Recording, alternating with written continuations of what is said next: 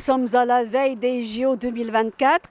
Nous sommes en plein centre de Paris, plus précisément dans le 8e arrondissement. Selon les prévisions, cet événement sportif va dynamiser l'économie locale. Pour en savoir plus, nous nous sommes rendus dans des hôtels, restaurants, cafés et fast-food.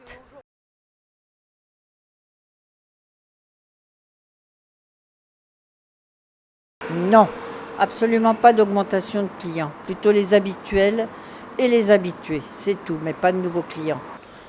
Par rapport au mois dernier ou les semaines passées, on a constaté que la clientèle a vraiment baissé par rapport au mois de juin.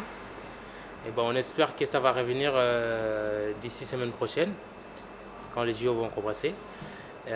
Après, nous, on travaille en général tout ce qui est les bureaux. Et les bureaux, pendant les JO, en général, ils sont en télétravail. On espère qu'on va avoir un peu de touristes. Et voilà. En ce moment, une catastrophe. C'est-à-dire de moins en moins, là on est à 30, 35, 40% de moins. Comme vous pouvez constater d'ailleurs, restaurant plein d'habitudes et là j'ai une salle qui est fermée. Non, franchement c'est à l'inverse. Nous avons une diminution des gens. Parce que pour les jeux quand même les rues sont fermées, la majorité des rues sont fermées, voilà, et quand même c'est ça. Alors pas du tout, au contraire. On a à peu près 50% de monde en moins en termes de clientèle. Je pense que les restrictions depuis le début de la semaine empêchent les gens d'accéder dans la rue et nous on a une clientèle de bureau et l'incitation au télétravail force les gens à rester à la maison et du coup on a beaucoup moins de monde. Alors pas pour l'instant c'est même un peu l'inverse, on a un petit peu une petite baisse de nos clients avec un peu la clientèle parisienne locale qui est un petit peu partie pour ses propres vacances à elle. Et on a vu commencer à arriver les touristes des JO, mais c'est encore doux pour l'instant. Oui, bien sûr, l'hôtel affiche complet cette semaine.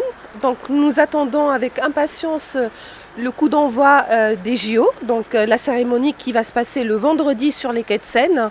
Donc les hôtels ils sont complets dans notre quartier en tout cas.